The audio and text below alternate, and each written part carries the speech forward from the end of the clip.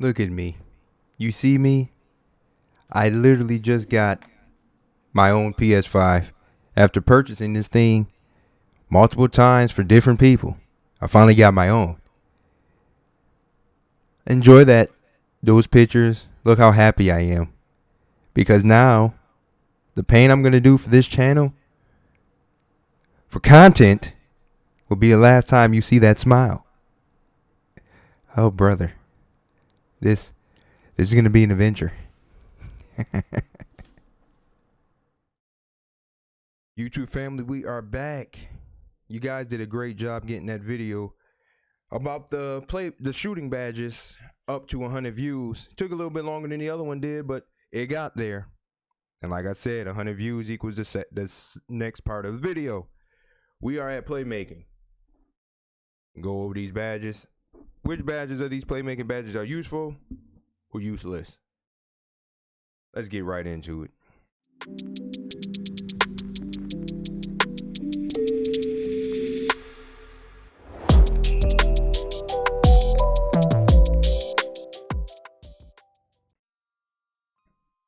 First badge on the list is called Ankle Breaker.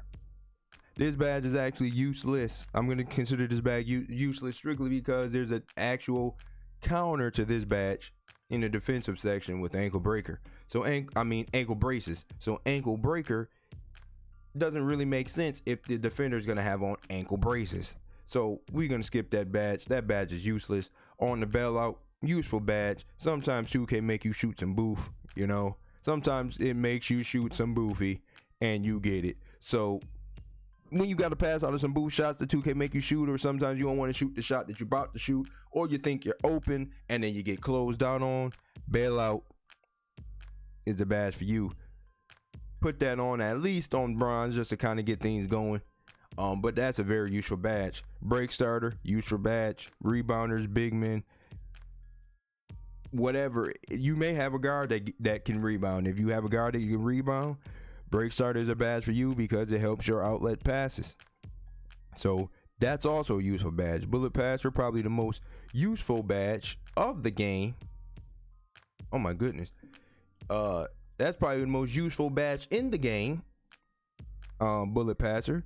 So this should be probably the first badge that you upgrading as a playmaker or a ball handler. This should probably be your first badge that you upgrade. I know people would say quick first step, which is down there, should be, but when you can't pass in this game, man, your passes will get stolen. Trust me, it'll get stolen. But now bullet passer is at a decent rate for my player, so this is gonna be easy to do. Dimer, it only activates in the half court, and it gives a shot percentage boost. So from the looks of it, it deems useful, but it can become useless for those of you who don't spend much time in the half court. If your offensive style is speed, 1, 2, 3 move, diamond is not the badge for you. But if you spend a lot of time in the half court when you make your passes, then put dimer on. Anything that gives your players a boost is a plus. Even with this game being so offensively oriented and overpowered, any more of a boost is a plus. Downhill, I believe downhill could be a useful badge because it gives a bonus to player speed with ball attribute, fast break situations. I believe that this badge can be useful if you have a speed with ball that's relatively close to your actual speed. For instance, if your speed is a 92 and your speed with the ball is 89, if you put this badge on, I don't know what tier, but if you could find a tier that matches your speed with the ball, this badge becomes very useful because for some reason in this game you can make a PG that's quick, but his speed with ball is like 4 to 5 notches lower than his actual speed. So I believe if I can find if you can find the actual what percentage of like attribute boost you get when you have this on each badge, if you can find a badge that gets as close to your real speed as possible, this badge may be a very dangerous badge. Floor general, like I said, anything that gives your teammates a boost. is worth it, in my opinion. Anything that boosts your teammates out is worth it, especially as a point guard or a playmaker on your team. But these don't stack, so you're gonna have to communicate with your team. If you're running out there with a squad, you're gonna have to communicate. If you're gonna have on floor general, nobody else should, you know. But floor general seems like a very, very good badge to have on, very useful badge. But this game unfortunately has more important badges than the floor general badge.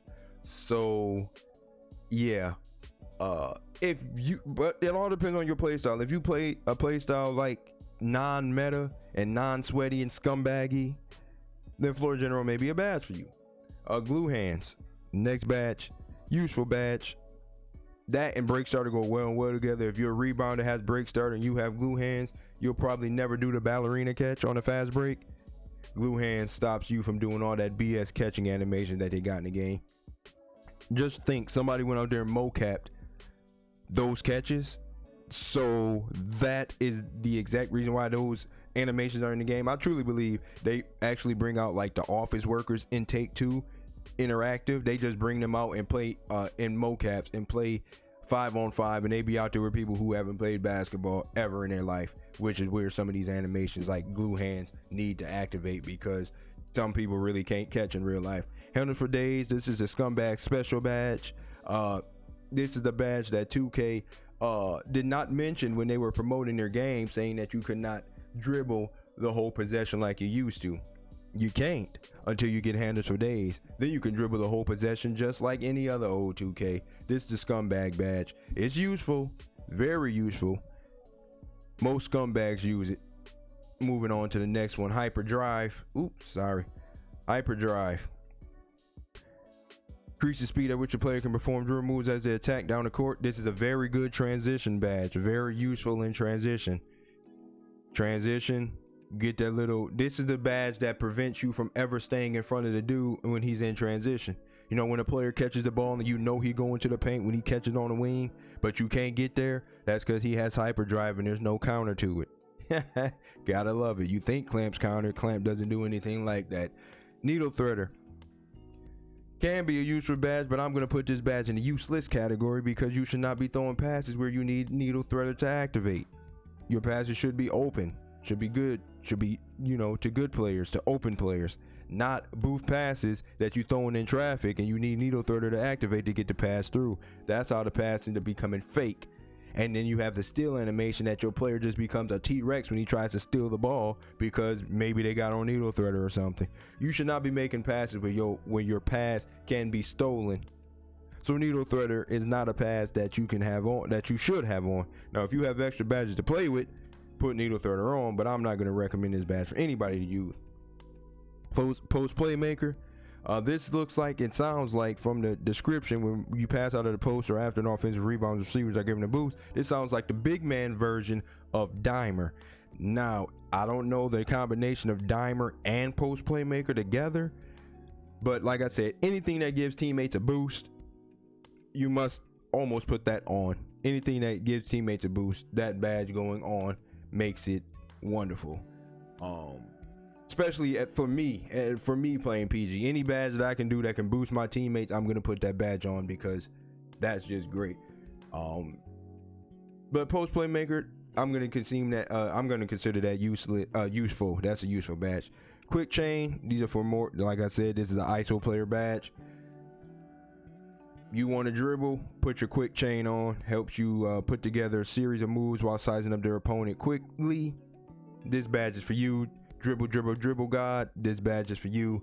Useful badge. Quick first step, this goes hand in hand with all them playmaking badges we just went over. Quick first step is useful for anybody though. Anybody who can get this badge is useful because you know, especially those of you who grew up in the era of the blow by, this helps you kind of maintain it, because without this badge on anything, you won't be blown by nothing. So quick first step is a very useful badge. I would say it's the second rated useful badge to bullet passer in the playmaking category. Space creator, decent badge. I'll consider it useful because it brings another element to the game of space creating. I'm I'm talking more for mid-range shooters here with the space creator. You know, when you get in that sweet spot in between the center and the point guard kind of behind you, you can space create that thing out of there, space create left, space create right, anything that creates more space for yourself to get your shot off. As long as you use the proper mechanics to activate this badge can be very deadly. Special delivery, probably the most useless badge in this game, outside of triple threat juke. But special delivery, you shouldn't be doing flashy passes like that unless you're fronting on the team up by a lot. So if you was gonna put this badge on, at least put it on bronze, give you a little bit of a, you know, when you go up a little bit, it can help your team a little bit. Go up by a big margin, flashy pass in transition, get some oohs and ahs, maybe some highlights for your mixtapes that you make. The badge can be considered useful, but it's pretty much useless. As far as the increasing the alley-oops go, you don't even need that. You just need a person to time that. So special delivery, I'm going to consider it useless, but it does have some use if you want to pull out oohs and ahs with big leads. Stop and go. You see, I don't know if this badge is related to, like, if you actually stop and then go, you know, like stop moving the left stick and then you move the left stick again with turbo. I don't know if that badge utilizes or activates then, or is it when you're doing the scumbag little hop, stop, jerk, speed boost out? Because either way, useful badge, very useful badge. I think that goes hand in hand with quick first step. So stop and go as a useful badge, but like I said, it's all about your play style. Are you a team oriented guy, or you're just more of a me guy? With that being said, stop and go is a useful badge. Tight handles increases a player ball handling ability to size up situations, making it easier to break down an on-ball defender. Well, if it says break down all-ball defender and we have ankle braces, I don't think this badge is useful. I'm going to consider this badge useless, because it's not going to break down anybody if we have on ankle breaker. So I don't know if that badge like kind of activates, and when you like kind of size up and then you shoot out of it, maybe that activates then. But I don't think I'm going to put that badge on this player because, like I said, ankle braces is a real thing that most defenders have on them. So breaking down the defender, you ain't need it when you can just speed boost around them like y'all scumbags do. I don't know how to speed boost. And even if I did, I probably wouldn't abuse it because it's really just a broken mechanic. How somebody can just run around the 3-point line untouched and nobody touches them, then have the nerve to put screens behind it too. I mean, ooh, you different.